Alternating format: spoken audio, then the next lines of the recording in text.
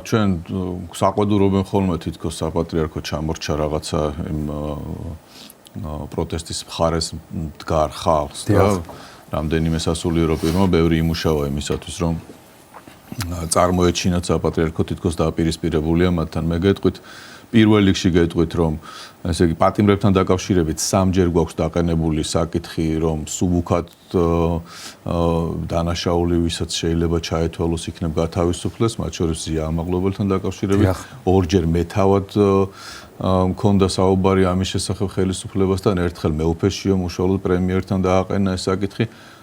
არ მიეცა საკითხს მსვლელობა. ჩვენ ახლა ამას არ ვაფიშირებთ და არ გვინდა რომ ნებისმიერი ჩვენი აქტივობა რაღაცა პოლიტიკური პოლუსზე აღმოჩნდეს ვიღაცის მიერ და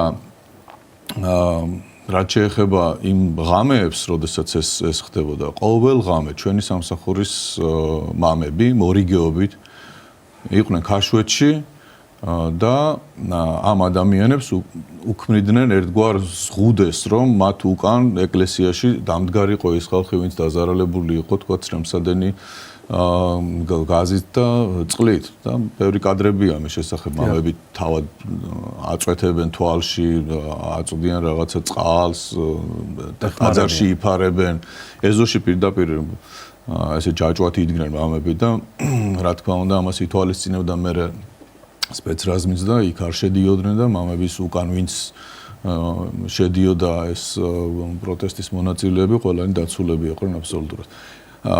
ბევრი რამ კიდევ კეთდება, თქვათ, მამამ ახსენა ციხეებში დაორგანიზებული გვაქვს 30-მდე სასულიერო პირი არის, რომელიც დადის ციხეებში.